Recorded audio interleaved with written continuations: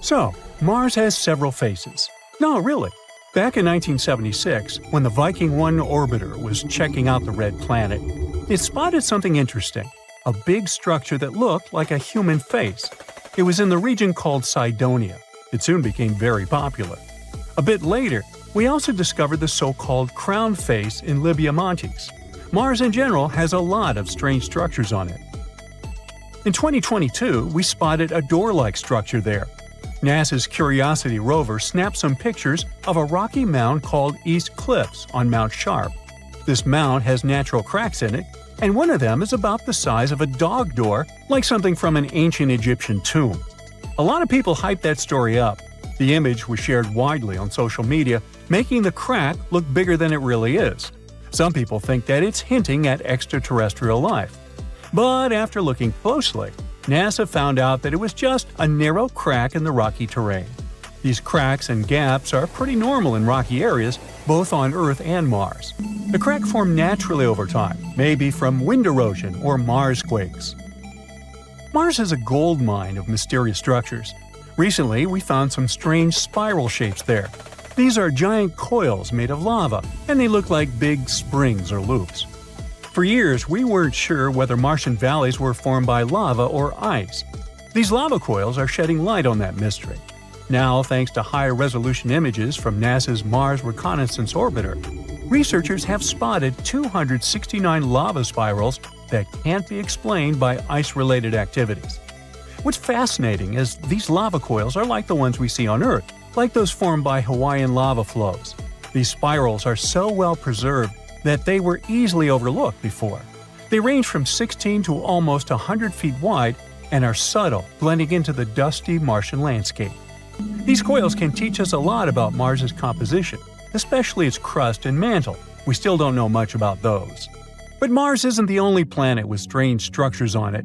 For example, Saturn, the gas giant of our solar system, has a fascinating feature at its north pole, a huge hexagon. This is a hexagon-shaped cloud pattern.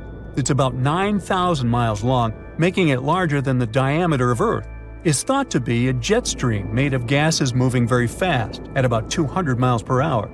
This hexagon was first spotted by the Voyager mission in the 80s, and later seen up close by the Cassini mission in 2006. The Cassini mission noticed a change in its color from blue to golden over time. There are different ideas about why Saturn has this thing. One theory suggests it forms because of the way winds move at different speeds near Saturn's poles. Similar shapes were created in lab experiments when liquids were rotated at different speeds. Another idea suggests that a slow spinning stream of air, along with Saturn's special weather patterns, might be responsible. In 2020, we found that when storms are surrounded by winds swirling in the opposite direction, they can create a steady hexagon shape.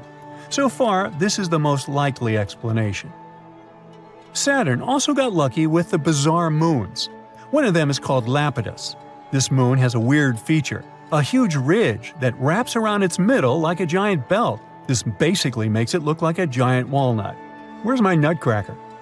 This ridge is incredibly tall by our standards, around 8 up to 12 miles high and stretching 124 miles wide. It covers more than 3/4 of the moon's surface and is considered the third largest mountain range in the entire solar system. Now, we don't have a clue about how this enormous ridge formed. It's unlike anything seen on other planets or moons. There's one idea, though. The ridge might be the remnants of a dead moon. Let's say billions of years ago, a colossal impact shattered chunks of material off Lapidus. These pieces circled around the moon, forming a mini-moon or sub-satellite. And over time, the gravitational pull of Lapidus tore this mini-moon apart, creating a ring of debris around it. As the debris from this ring fell back onto Lapidus, it built up the massive ridge we see today. They think this process happened quickly, maybe over centuries. Saturn's gravity didn't interfere because, luckily, Lapidus was quite far away from it. If Lapidus was closer to Saturn, its moon might have been pulled away. But we do need more simulations to see if this theory is true. Titan, another one of Saturn's moons, also has some weird stuff going on in its methane seas. Scientists have spotted these strange bright spots called magic islands that seem to pop up and disappear over time. We have no idea what they are. Titan's atmosphere is packed with complex organic molecules that clump together and fall to its surface like snow. These magic islands might be snow clumps that soak up methane and sink very slowly. But there's a problem. In water, molecules stick together, which is why stuff can float on top of it. But methane is different. It likes to grab onto other molecules, so it makes any solid thing sink immediately. Yet, these magic islands don't sink. There's a theory that these islands might be like sponges made of ice with lots of holes. When pieces of this holy ice come loose from the edge of the lake, they can float on Titan's seas for a bit before going down under. There are also other ideas, like bubbles of nitrogen gas or waves caused by wind. We need more research to know for sure. Moons like to be weird. Just look at our own one. In 1971, we found a patch with missing soil on our moon, and it looks like a blue lake. They call this mysterious spot Ina. We first spotted it during the Apollo 15 mission in 1971. Later, the Apollo 17 mission took clearer pictures of it. This spot, shaped like a bluish D letter, is one of the weirdest things on the moon. The color comes from special rocks rich in titanium called basalts. These rocks cover Ina's floor and make it look blue. There are also bluish areas near the edges of the mounds inside Ina. Ina is unique and probably has a long history. It might have had volcanic activity, with mounds that are about 3.5 billion years old. It's similar to the surface age of the volcanic field that surrounds Ina. Now, our moon has its own face, just like those on Mars. There's an area near the moon's south pole that looks like a face, but it's just a bunch of craters and shadows that happen to make an image resembling a face when seen from far away. These craters have been there for billions of years and cover about 16% of the moon's surface. Some of these craters might even have water and ice inside of them. You might be wondering why there are so many faces in our solar system. Well, that's because our brains are wired to recognize faces, even when there aren't any. It's a phenomenon called pareidolia. Our brains try to make sense of shapes, so when we see something that looks a bit like a human, our brain turns it into one because it's familiar. Like when you see a shadow figure on a chair with clothes, or even on Mercury. Some people see shapes like Mickey Mouse. So don't worry, it's not extraterrestrial life. It's our brains that play tricks on us, making us see familiar shapes like faces even where they don't really exist. Jupiter is the largest planet in the solar system. More than 1,300 Earths could fit inside this gas giant. It's also 2.5 times more massive than all the other planets of the solar system combined. But if you think this is mind-boggling, I've got some great news for you. Very recently, a team of astronomers have discovered a much bigger planet with the help of the Subaru telescope and the NASA Hubble Space Telescope. It's a Jupiter-like protoplanet orbiting a very young star, AB Aurigae.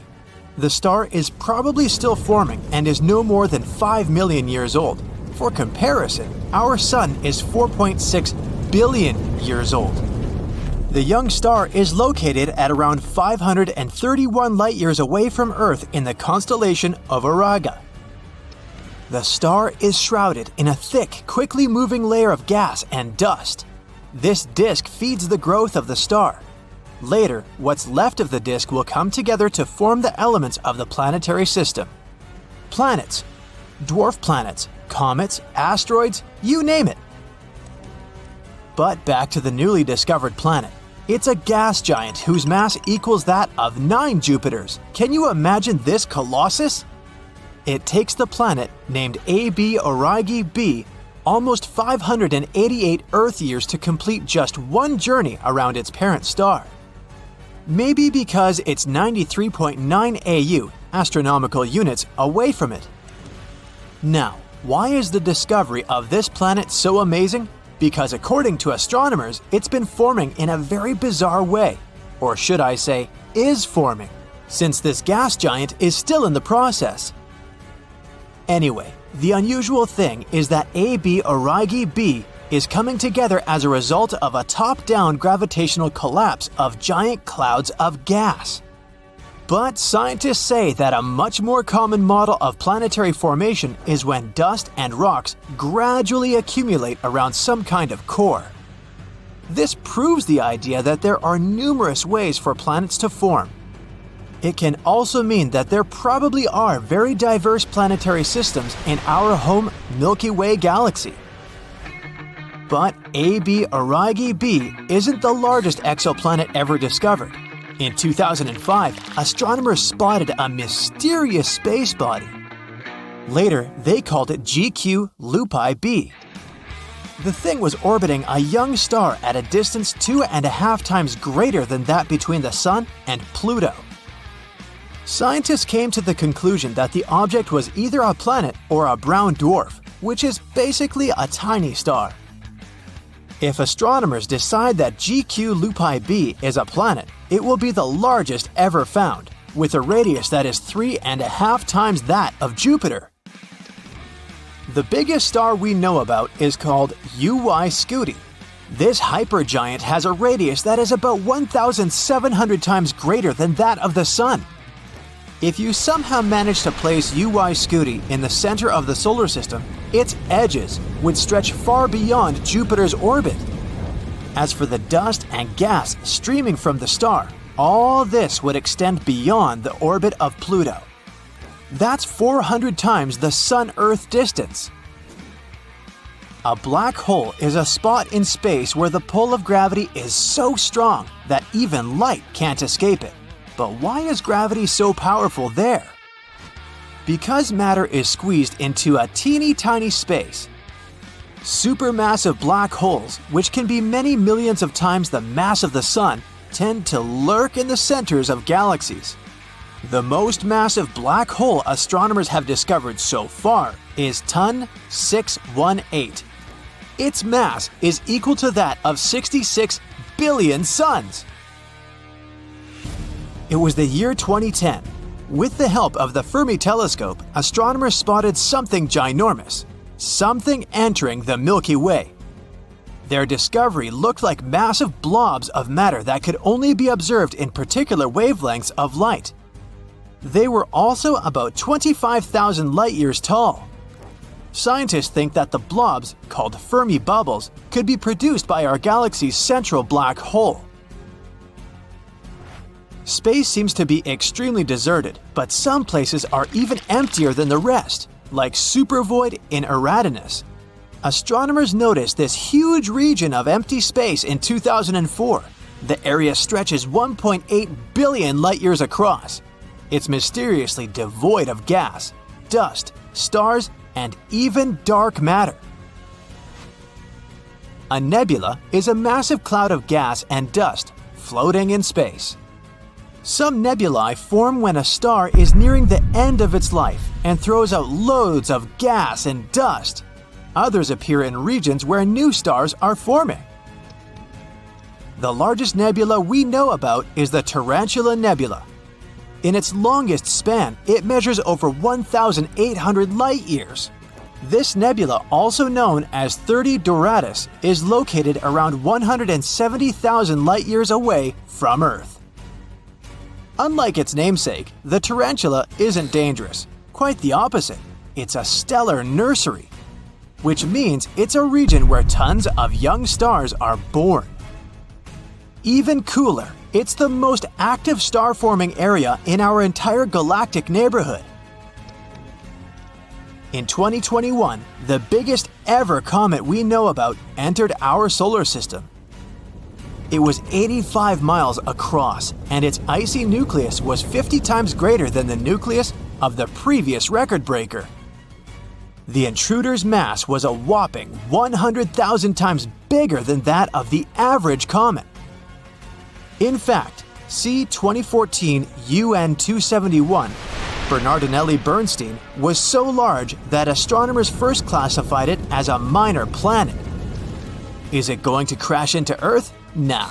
It won't get closer than 1 billion miles to our beautiful green planet, and it won't happen until 2031.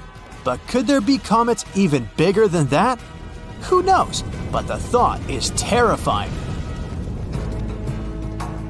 There are loads of bizarre things in the universe, and hypothetical nuclear pasta is one of them. If it does exist, nuclear pasta is the strongest material in the entire universe. It forms from the leftovers of extinguished stars when this substance gets squeezed into spaghetti-like tangles of material. It can theoretically break, but only if you apply 10 billion times the pressure needed to shatter steel. Pulsars are spherical space objects the size of a large city, but they pack more mass than the entire sun. They radiate two narrow beams of light, sending them in opposite directions. The Black Widow pulsar, just like its spider namesake, is munching on its partner. It's a lightweight brown dwarf star. The more material the pulsar consumes, the more slowly it spins. The energy the neutron star is losing in the process causes its companion star to dwindle. Haumea is a dwarf planet orbiting the Kuiper belt. It's a donut-shaped ring of objects around the Sun that extends just beyond the orbit of Neptune. The mini-planet has a bizarre, elongated shape and 2 moons. The day on this planet lasts just 4 hours, which makes it the fastest spinning large object in the solar system. But the most mysterious thing about Haumea is that the planet has a thin, 40-mile-wide ring circling it. What is it? Where did it come from? No one knows. Could be the result of a collision that happened in the distant past. The 18th brightest star in the night sky, Fomalhaut, is a terrifying sight. It's dubbed the Eye of Sauron because it looks like a ring of dust and debris circling it. It makes the star look like a giant eye staring into your soul. The intimidating star is more than twice the mass of the Sun. It's 25 light-years away from Earth, which isn't that far away considering distances in space. Look at this butterfly. Its wingspan is more than 3 light-years. And the structure inside this nebula is one of the most complicated ever observed. The nebula's central star, a white dwarf, is heated to an incredible 450,000 degrees Fahrenheit. It means it was formed from another gargantuan star, more than 5 times the size of the Sun. The white dwarf is surrounded by a thick disk of dust and gas at the equator. That's what probably makes the whole structure look like an hourglass or a butterfly. Colonizing other planets is like the ultimate cosmic adventure. It's a challenge that's captured the imagination of humans for centuries, and it's something we've always dreamed of doing. One of the most popular candidates for this role is Mars, and this isn't surprising. Mars is a rocky planet that is similar to Earth in many ways, and it even has evidence of water on its surface. This makes it a prime candidate for human colonization. Many scientists and engineers are working on plans to send humans to Mars and establish a permanent settlement there. But what about the other candidates? There are many planets and moons in our solar system, so why not colonize something else? For example, Ceres. Ceres is the ultimate cosmic treasure trove. It's a dwarf planet, not a full-fledged one, just like Pluto. It's located in the asteroid belt between Mars and Jupiter. This dwarf planet is the closest to the Sun, and it's adorably tiny. The entire planet is about the same size as the state of Texas. So why choose it? Because Ceres may be a rich source of valuable resources. The surface of Ceres is covered in craters and other geological features, and scientists believe that beneath its surface, it has a thick layer of water ice, which means that deep underground, it may have an ocean of liquid water. If this is true, Ceres could be a valuable resource for future space missions. It could potentially provide a source of water for human exploration of the solar system. So, can we colonize it? And if so, how do we do that? Actually, many scientists and space enthusiasts have proposed this idea. To colonize Ceres, we'd have to use the same methods used to establish colonies on the Moon, Mercury, and the satellites of Jupiter and Saturn. Don't worry, it's not that hard. We just need to figure out how to adapt to a very thin atmosphere, to extreme temperatures and pressure and, well, all the other nasty stuff. But let's stay hopeful. At the end of the day, it all comes down to resources. We'll need water, minerals, silica, and other raw materials. All this would help us to create a self-sufficient colony. And luckily, Ceres is full of these things. So, first of all, we could locate the places of residence inside the craters of Ceres. We could build domes there that would protect us from all sorts of dangerous things, like radiation. We could also mine regolith in the asteroid belt. Regolith is a residual soil that appears as a result of cosmic weathering of the rock. Basically, it's something like the surface layer of soil on the moon. Why do we need it? Well, because we could use it to 3D print the base layers next to the ice, so that our bases would be located near the water. We could then use these base layers to print other structures, like houses. We could also collect ice and organic molecules to create water. And by combining water with regolith, we would get soil in which we could grow plants and food. Wonderful! There's also another option. A colony could be created underground. That is, right next to the icy crust of the planet. Now, if in the future we'll be some kind of super cool scientists, we could try to accelerate the rotation of Ceres, which sounds crazy, but would be pretty beneficial. It would help us to create artificial gravity inside the underground colonies. And speaking of gravity, all of these things may sound cool, but let's discuss the difficulties that lie ahead of us during colonization. To colonize Ceres, we would need to overcome a number of challenges. To begin with, we need to develop technologies that will help us even get to Ceres. We need some kind of ships that would be capable of long flights into deep space. For them, first we need to create some kind of nuclear thermal or nuclear electric traction, and maybe an even more advanced type of fuel. Then we'll also need technology to help us sustain life in this small rocky world. That is, tools to extract and use local resources. Also, since there's no atmosphere on Ceres, we would have to wear spacesuits and live in pressurized habitats. And this is only the beginning. Living on the planet itself won't be an easy task either. For example, what about extreme temperatures, or radiation, or the mentioned incredibly weak gravity? The latter is definitely one of the biggest problems. The gravity of Ceres is only 3% of the Earth's. You wouldn't want to accidentally fly into outer space while playing football, would you? But the fact that any jump could send you on an endless journey isn't the only problem. Even if you somehow stay on the surface of the planet, you'll experience the same symptoms and problems as astronauts who hang out on the International Space Station. For example, loss of muscle mass, decrease in bone density, deterioration of vision, problems with the cardiovascular system. Wow, who would have thought that gravity is so important?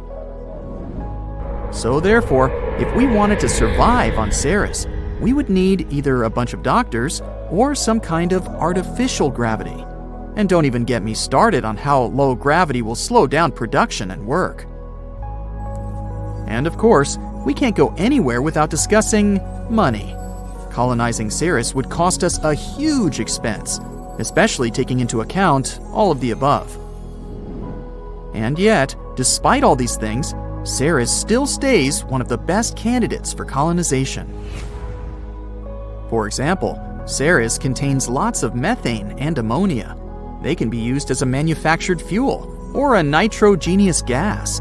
Or you can just mine it there in order to colonize Mars and Venus.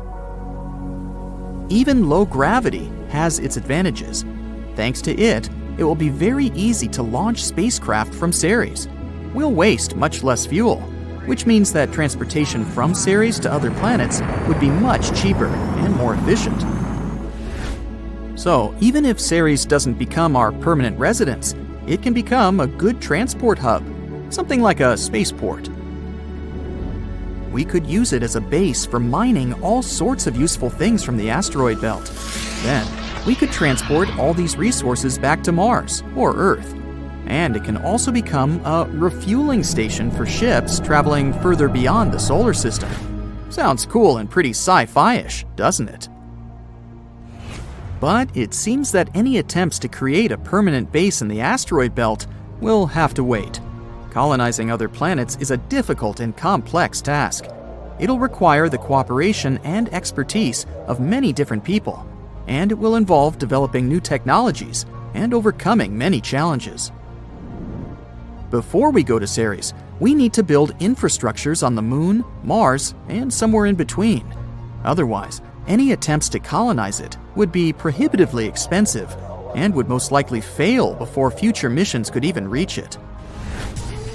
But the more colonies we create, the more likely it is that sooner or later we'll build another one on Ceres. This would not only open the asteroid belt to economic exploitation, it would also serve as a stepping stone to the outer solar system. This, in turn, could lead to colonizing the moons of Jupiter and beyond. In other words, the rewards of colonizing Ceres could be great. Not only would it allow us to explore and understand this fascinating world, but it could also provide us with valuable resources that could help us to further explore and settle the solar system. Life on Ceres would likely be challenging, but exciting, as humans would be making a new home for themselves and exploring the mysteries of the universe.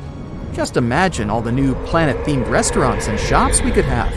Welcome to Ceres Mart, where everything is out of this world!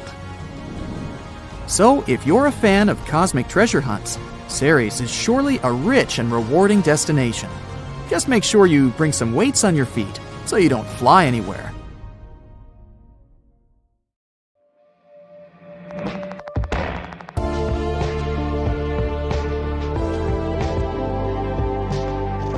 So check this out. Astronomers have discovered an exoplanet they're calling Super Saturn. It's got rings over an AU wide.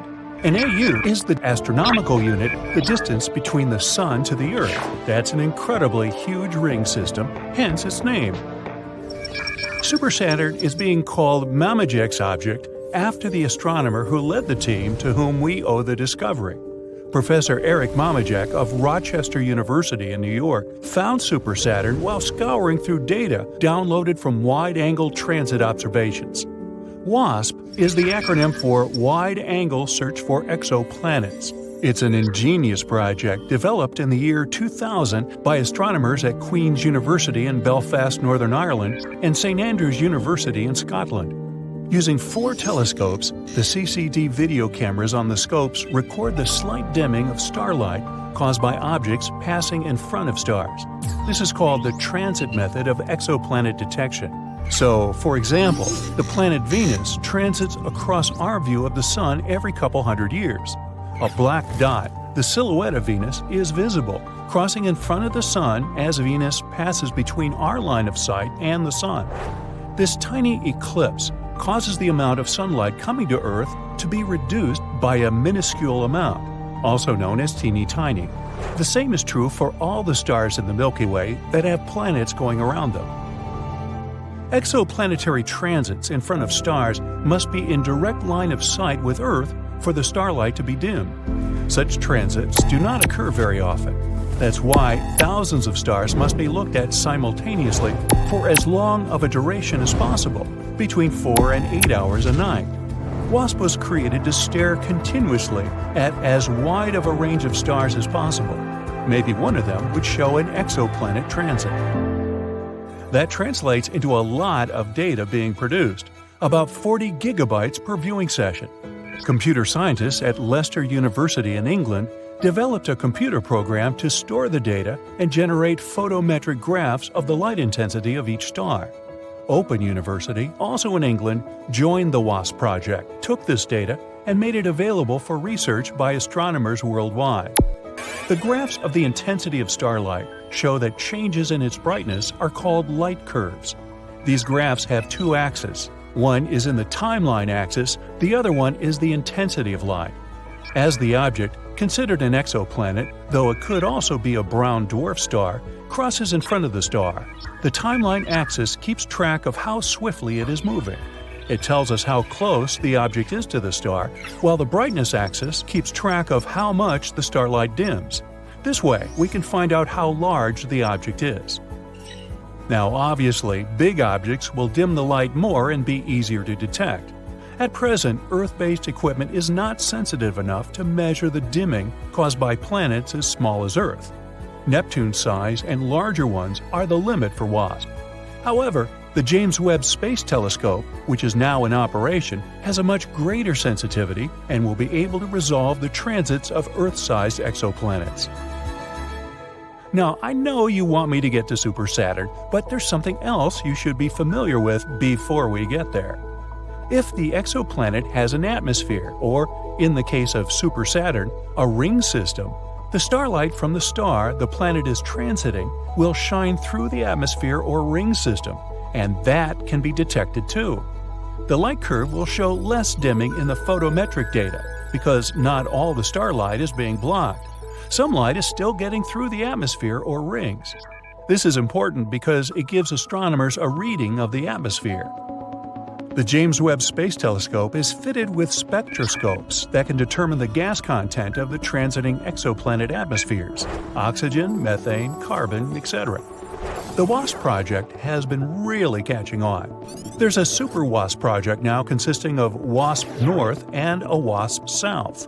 One looks at the sky above the northern hemisphere, the other looks at the sky above the southern hemisphere.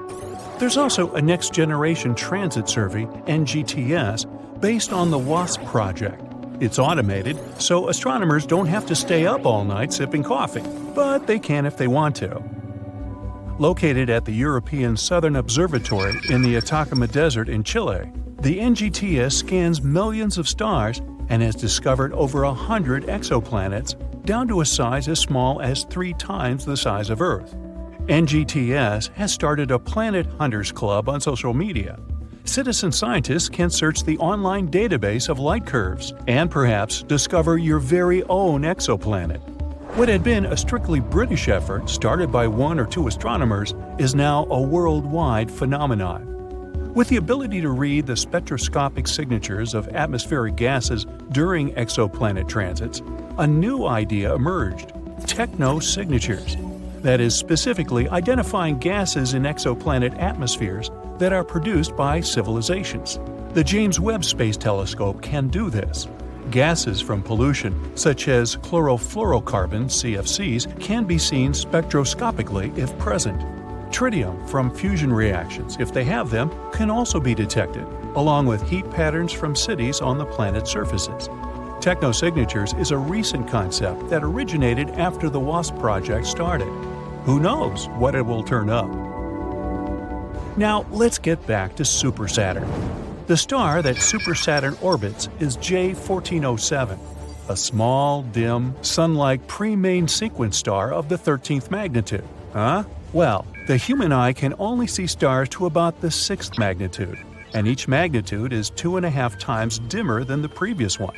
So it's not an exceptional star, just another telescopic star out there in the Scorpius Centaur region of the night sky. J1407 is a young star that hasn't yet settled into its stable, long-duration phase.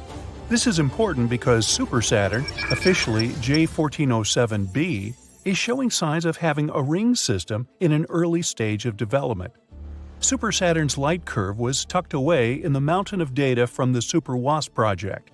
Professor Eric Mamajek and his associate Matthew Kenworthy of Leicester University studied the data thoroughly and produced a detailed report on it. Knowledge depends on good data. The horizontal axis of J1407b's light curve, the time axis, is what's causing all the hubbub. It took Super Saturn weeks to transit across in front of its parent star, 56 days to be exact.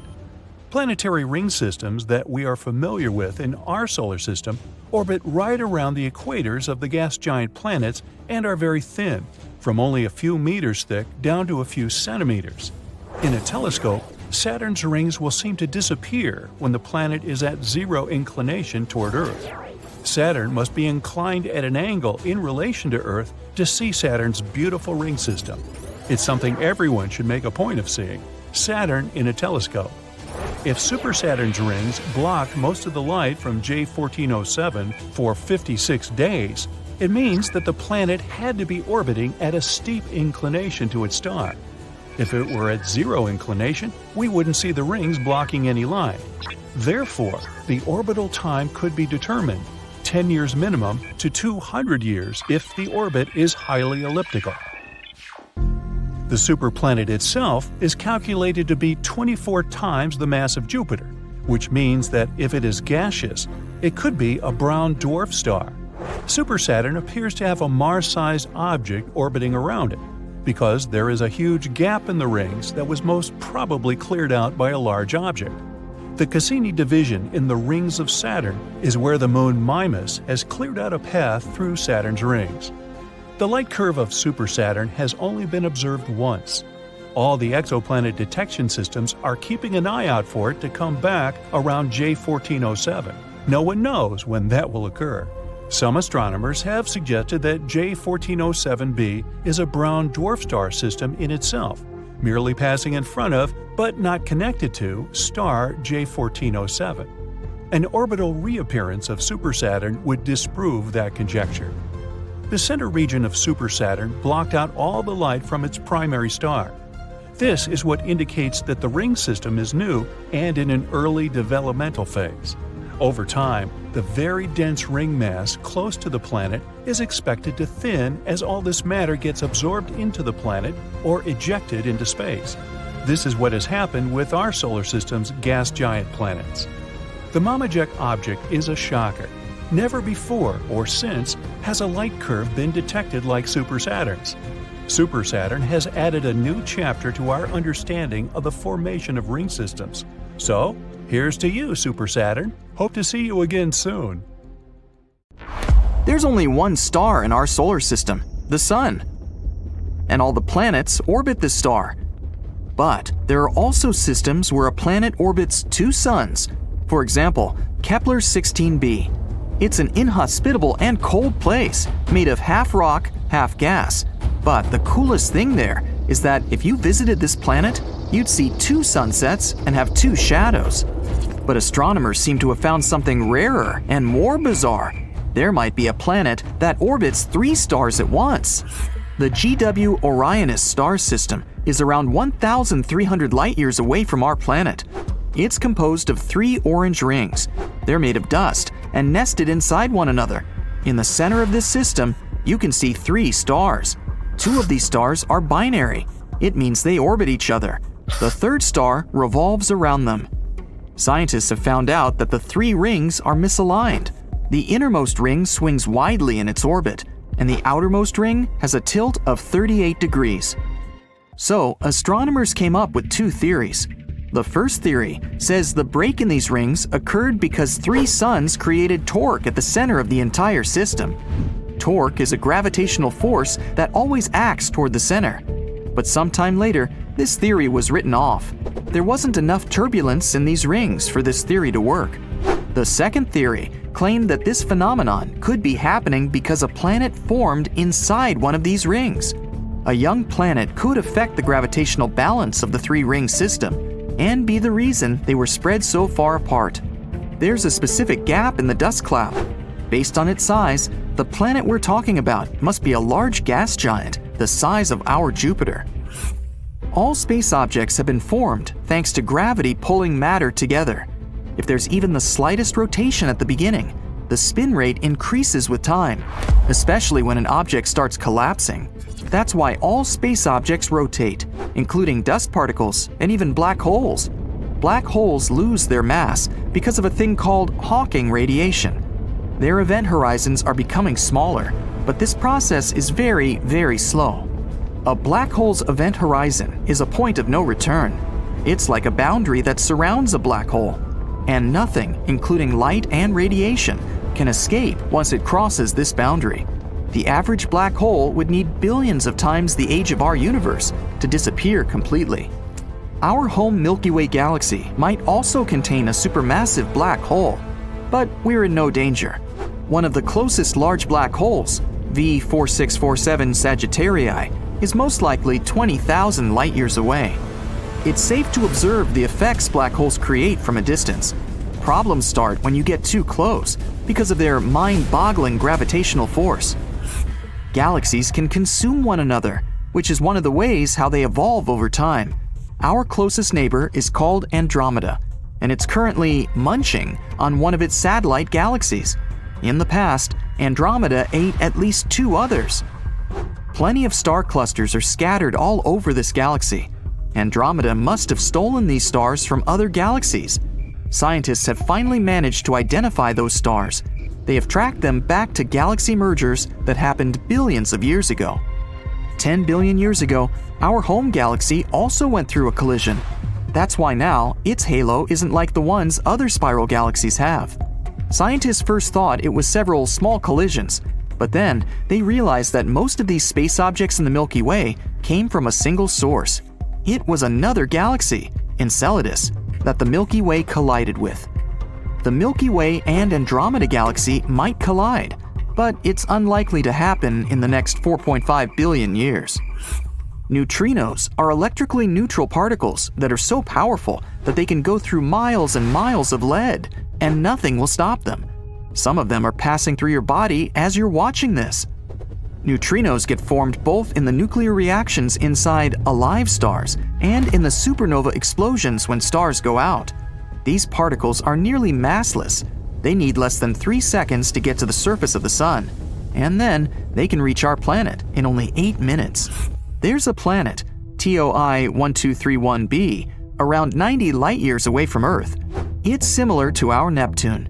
It's a gas giant, but the most interesting thing is that this planet is likely to be rich in atmosphere. The planet is over 3.5 times as large as Earth and a bit warmer than we're used to, 134 degrees Fahrenheit. It orbits a red dwarf star, way smaller than our sun. But this star is also much older. 1 year on the planet is only 24 Earth days long. Even though the planet is close to its parent star, it remains relatively cold. That's because its star is on the cooler side too. Astronomers think they've seen clouds in the atmosphere of this mysterious planet, and maybe they're even made of water. This star and planet system is moving away from Earth pretty fast. That's why scientists easily detected hydrogen atoms that were escaping from the planet's atmosphere. Yep, that means the planet may even have a tail. A hypothetical white hole is a bizarre space object that is the opposite of a black hole. It's intensely bright and was first mentioned by Einstein in his theory of gravity. Most often, scientists talk about white holes in the context of wormholes. There's a theory that a black hole is like some sort of entry point to a tunnel that takes you through space and time. In this case, a white hole might be an exit located somewhere else in the universe. On the other hand, white holes don't necessarily need to be exits from wormholes. They could also be a slow-motion replay of how original black holes were formed.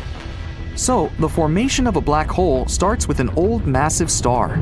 After it collapses under its own weight, it usually turns into a black hole.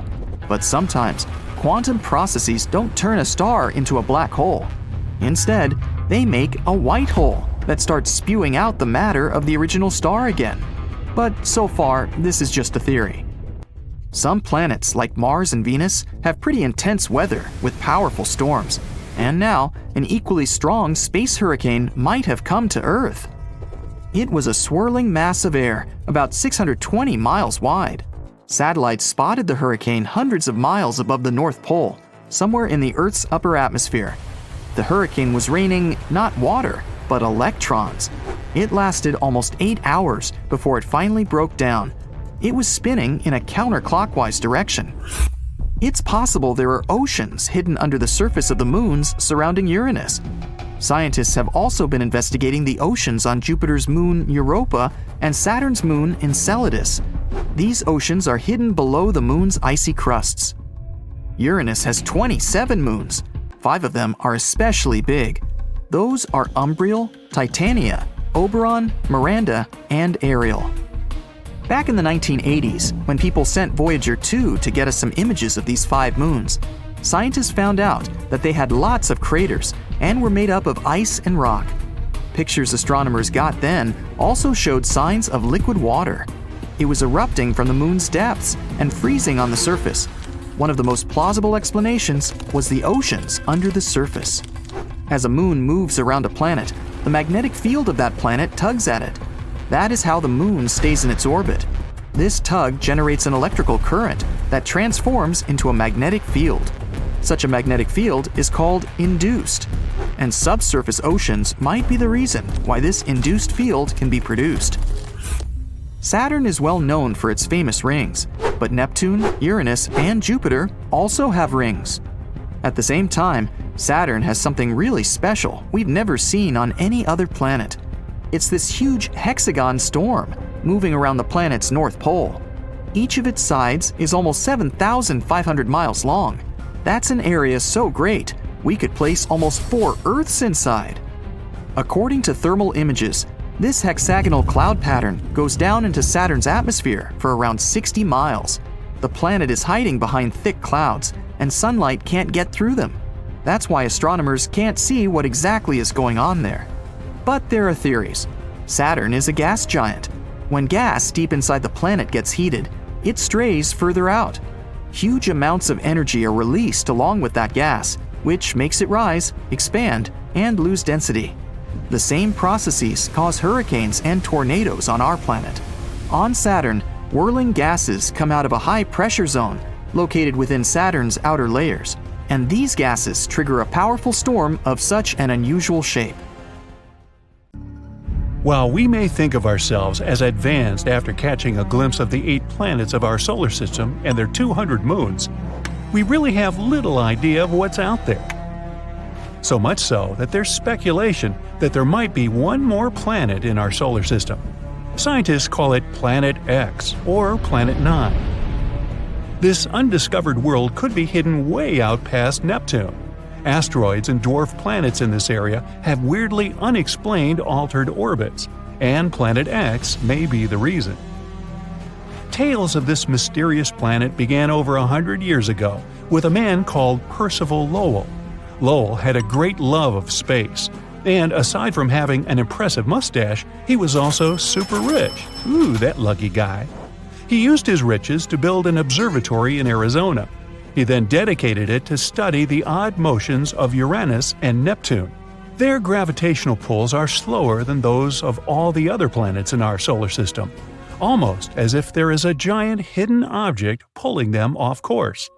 In 1906, Lowell theorized that there could be another planet out beyond Neptune.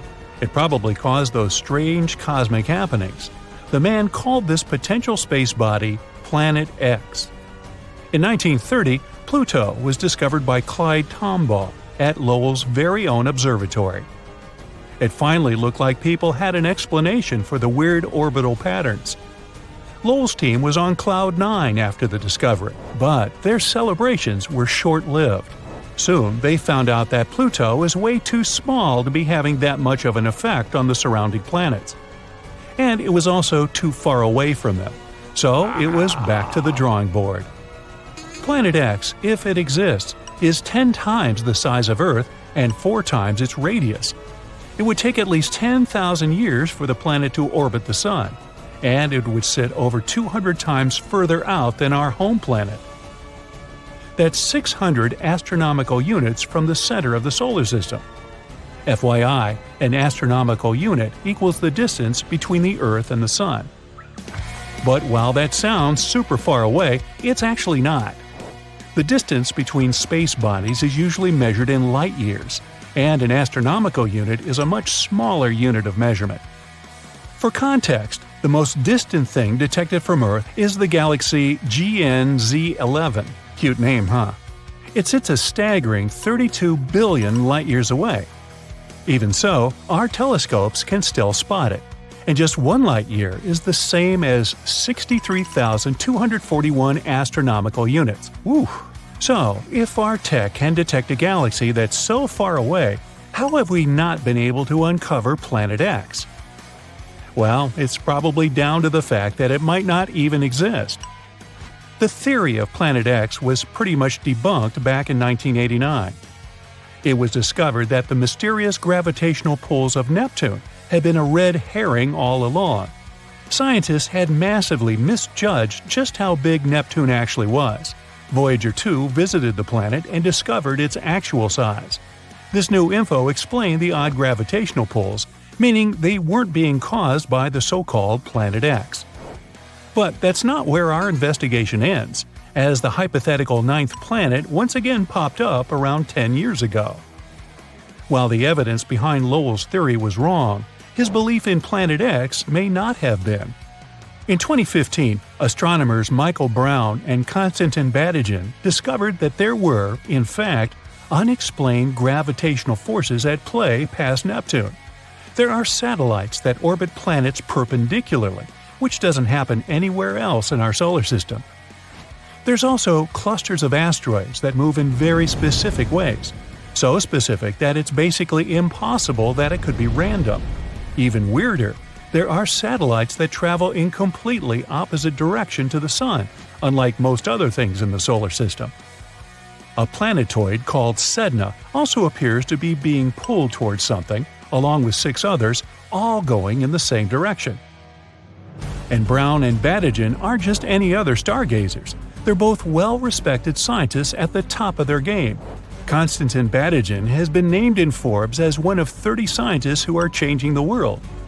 And Mike Brown was the man who rebranded Pluto as a dwarf planet.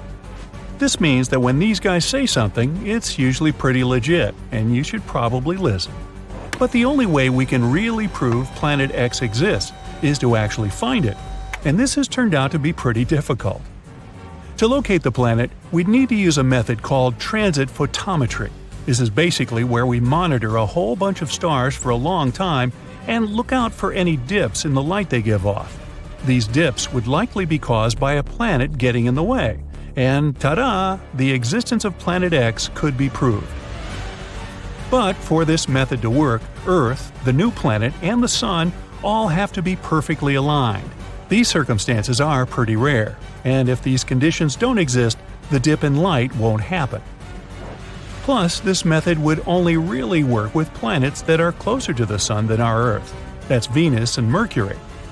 For anything past Earth, this technique is pretty much useless.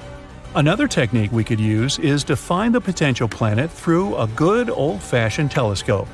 But, as you can imagine, that's insanely tricky.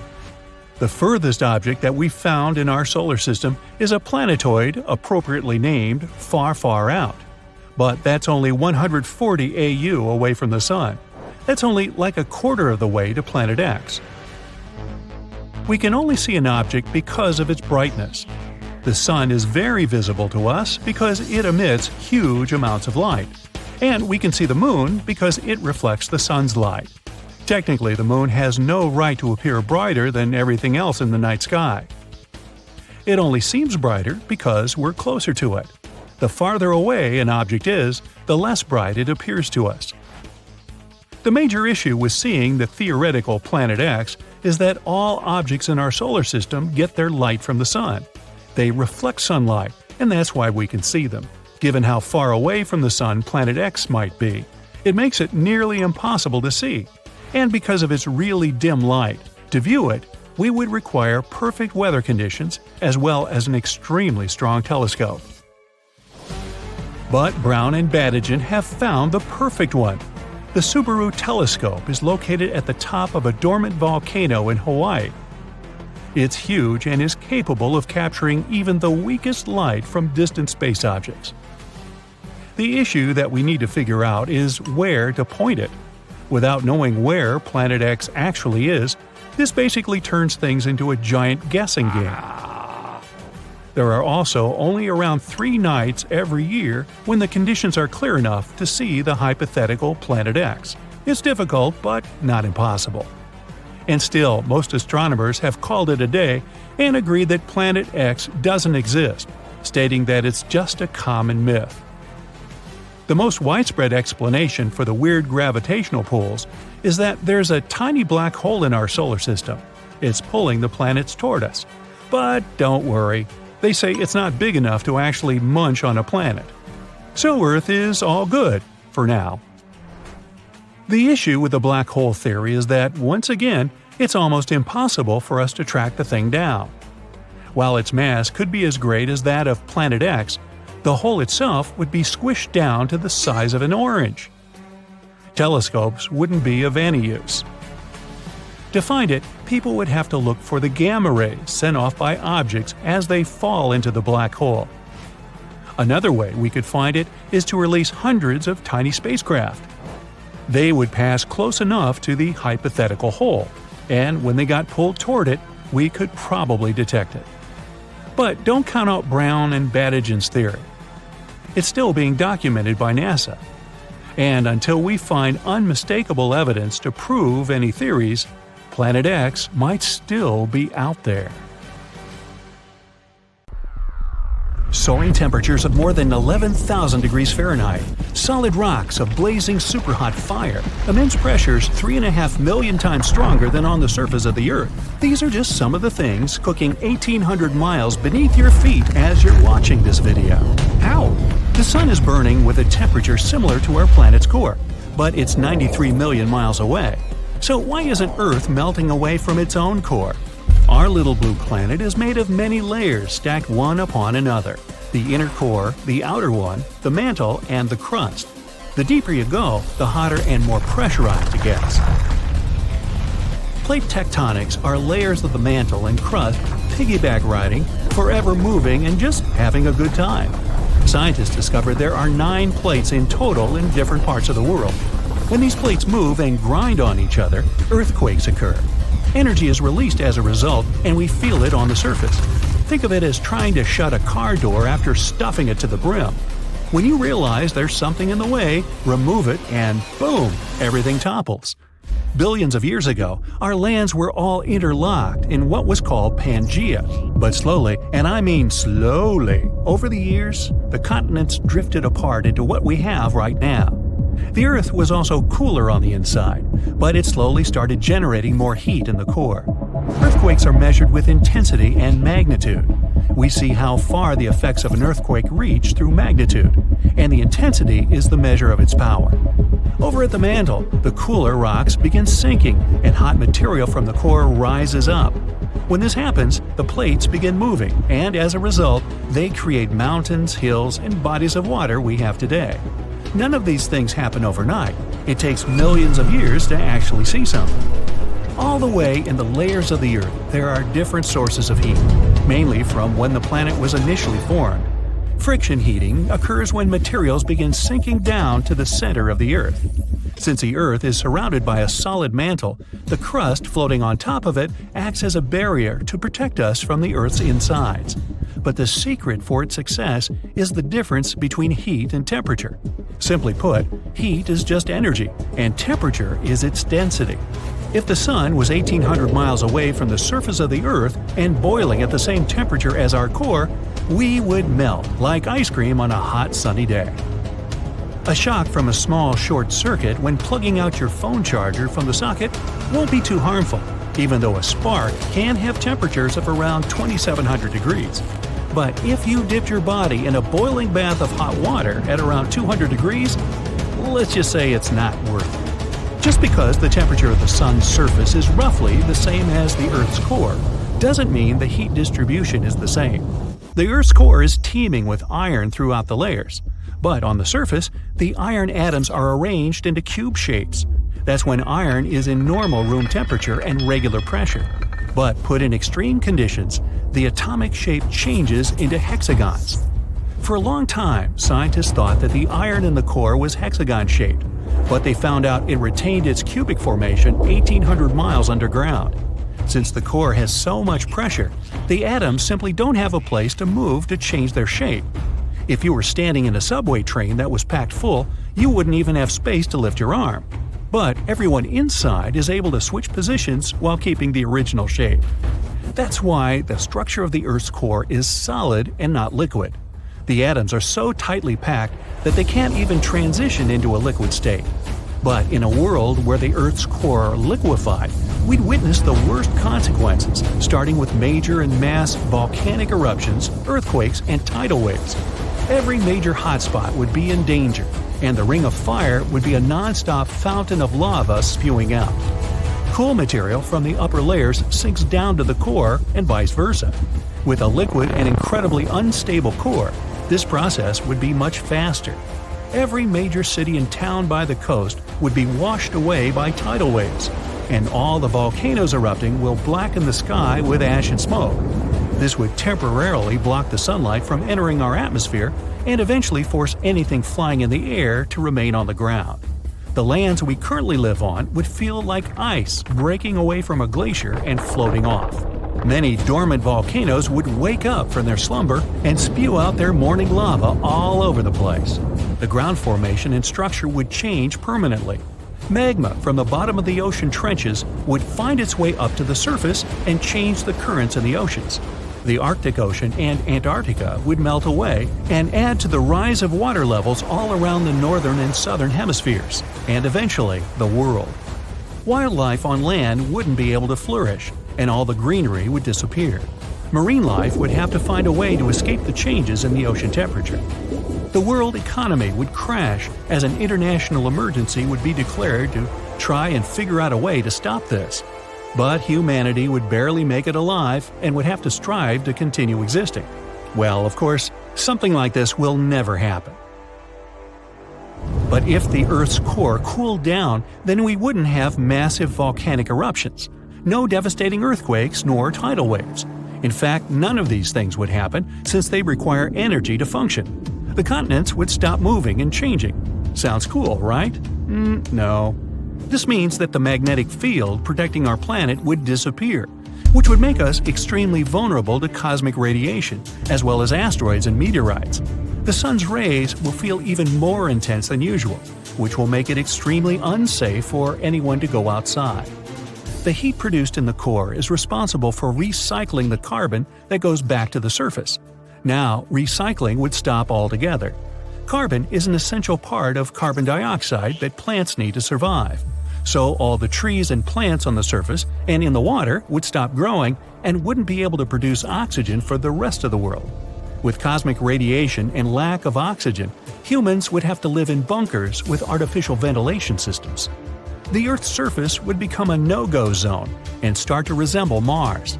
With nothing to power the Earth from the inside, it'd begin to dry up and crumble internally. Much of the Earth's surface is made out of oxygen, so without it, we would eventually see something like major sinkholes around the world. Sinkholes that can take down cities like New York and Paris, along with landslides in many cities and unstable landscapes all over the place. Every single city's infrastructure would eventually collapse and make the ground unwalkable. So even if you did live in an underground bunker, chances are the foundation wouldn't last and you'd be exposed to the cosmic radiation. But all of this can vanish in the blink of an eye if an asteroid comes falling down. Whether it's tiny or colossal, we would be seeing more of those than actual rain. Without a magnetic field, the Earth can't block any foreign object that flies through our atmosphere. If an asteroid the size of Rhode Island came falling down, the damage would be much more than with the Earth's core hot and running. With the ground as fragile as potato chips, the ripple effect would be much wider and cause more indirect destruction around us. The Earth would eventually collapse in on itself and break into pieces until it's lost its own gravitational energy. It'd end up being a bunch of rocks and pebbles floating around in the emptiness of space. But nothing like that will happen either. We're living fine with our solid hot Earth core. As long as it's doing okay, then we can keep on doing our thing.